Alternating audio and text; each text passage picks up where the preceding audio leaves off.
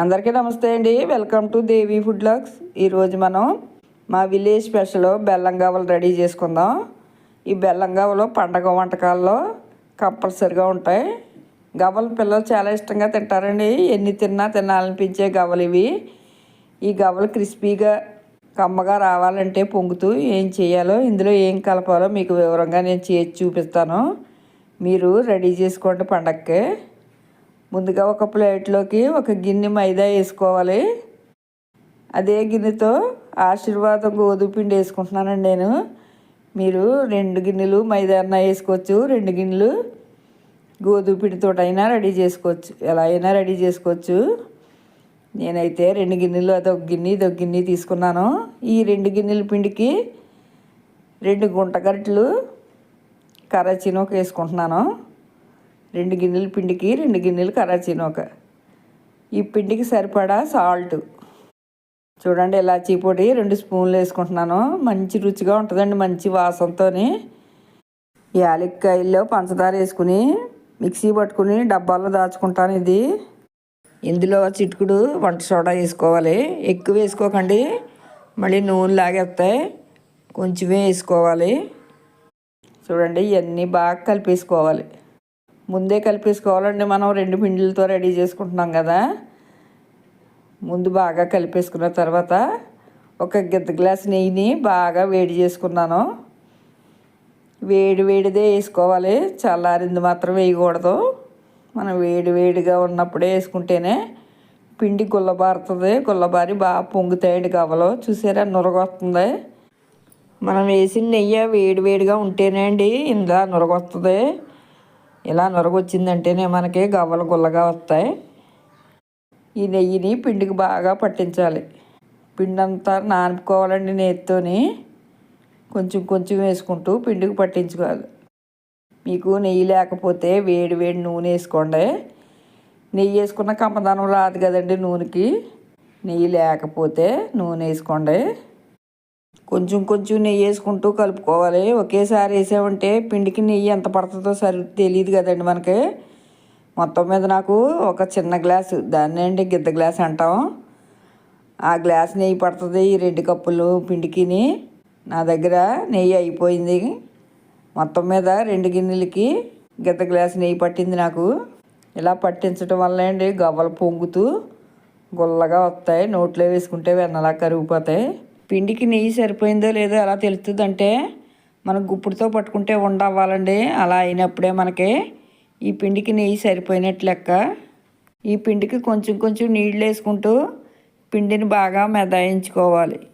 ఇలా మెదాయించడం టైం ఎక్కువే పడుతుందండి. ఒక 10 నిమిషాలు స్మూత్గా వచ్చే వరకు 2 పిండిలు కలిపాం కదా, ఎక్కడా పగులు రాకుండా చాలా స్మూత్గా కలుపుకోవాలి ఈ పిండి ముద్దని. చూడండి ఎంత బాగా రెడీ అయిందో. నిదానంగా కలుపుకోవాలి. ఎంత మెత్తగా కలుపుకున్నా ఈ పిండి ముద్దపై ఒక తడుపుకున్న టవల్ వేసుకుని కప్పుకోవాలి. మనం కరాచీ నూక వేసాం కదండి, అరగంట సేపు నానబెట్టుకుంటే బాగా నానుతుంది పిండి. ఇప్పుడు అరగంట టైం అయింది.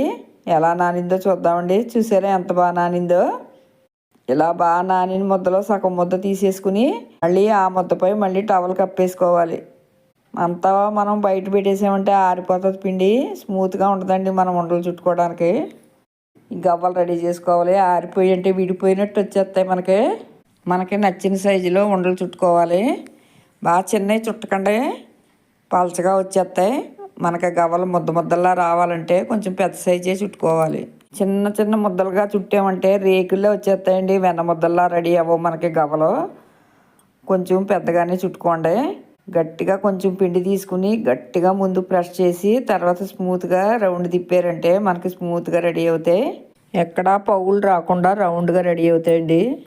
నేను చూపించినట్టుగానే రెడీ చేసుకోండి. అలాగే మన దగ్గర ఉన్న పిండి అంతా రౌండ్గా బాల్లా చుట్టేసుకుని వీటిపై కూడా మనం తడి క్లాత్ కప్పేసుకోవాలి. ఇప్పుడు మనం కొంచెం నూనె చేతికి రాసుకుని చూడండి, గవ్వల బల్ల కూడా కొంచెం రాసామంటే అంటుకోకుండా సులువుగా ఊడొచ్చేస్తాయి గవ్వలు. గవ్వలు చేయటం చాలా సులువండి. చిన్నపిల్లలు కూడా చేయగలిగే వంట ఇది. చూడండి ఎంత సింపుల్గా అయిపోతున్నాయో. నోట్లో పెట్టుకుంటే వెన్నలా కరిగిపోతాయండి గవ్వలు. అంత బాగుంటాయి. ఎన్ని తిన్నా తినాలనిపిస్తాయి. చూసారా ఎంత సులువుగా రెడీ అయిపోతున్నాయో. మనం ఒక వాయికి సరిపడా గవ్వలు రెడీ చేసుకోవాలి.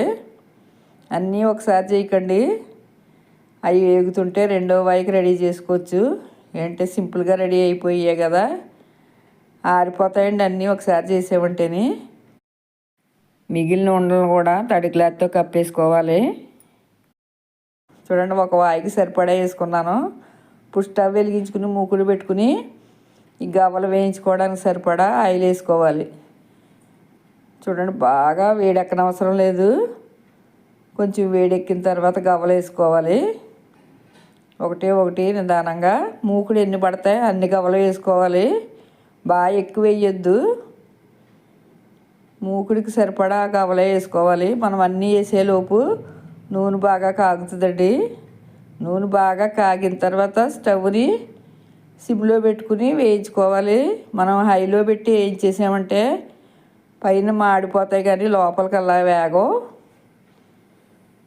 మనం నూనె బాగా కాగిన తర్వాత కొంచెం సిమ్లో పెట్టుకుని వేయించుకున్నామంటే నిదానంగా బాగా వేగుతాయి లోపలికల్లానే.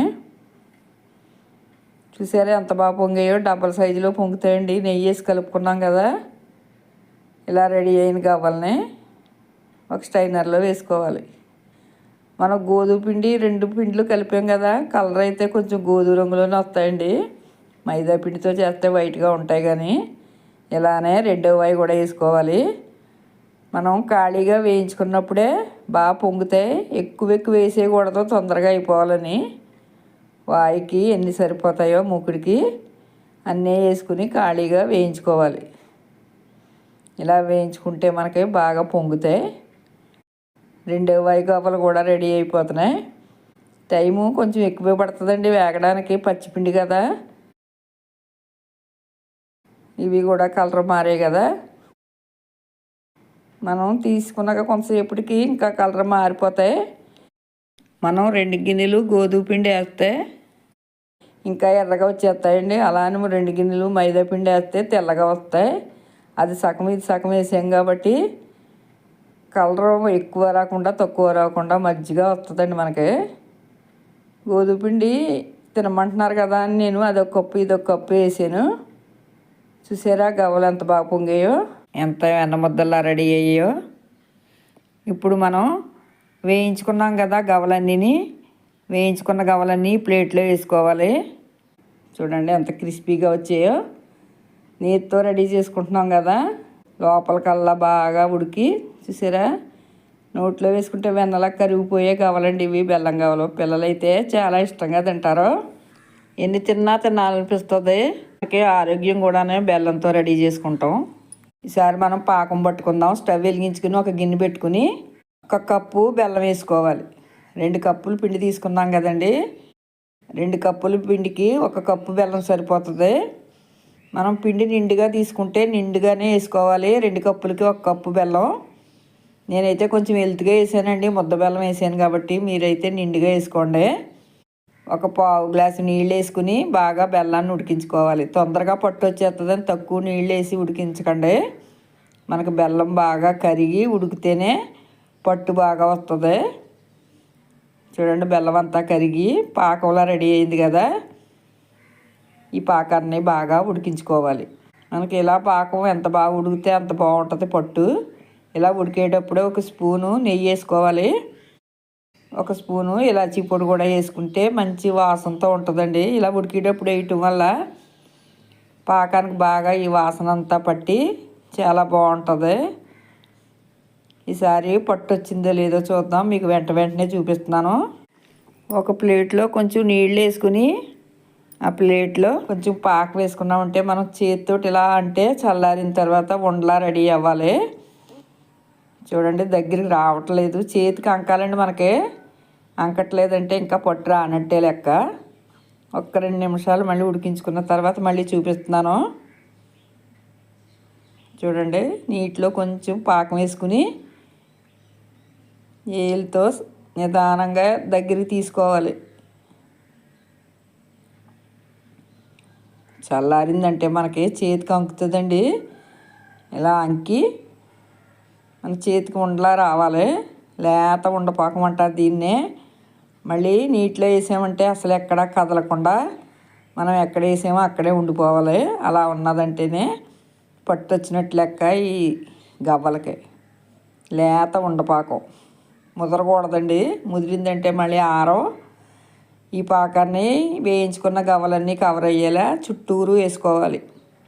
ఒకే చోట వేసేస్తే కొన్ని గవ్వలకు పడతాయి, కొన్ని గవ్వలకు పట్టదండి. అందుకని గవ్వలన్నీ పట్టేలా చుట్టూరు పాకం అంతా వేసేసుకున్న తర్వాత ఈ వేడి మీద ఉన్నప్పుడే ఈ పాకాన్ని గవ్వలకు బాగా పట్టించుకోవాలి. చూడండి కరెక్ట్గా సరిపోద్దండి. 2 గిన్నెల పిండికి 1 గిన్నె బెల్లం.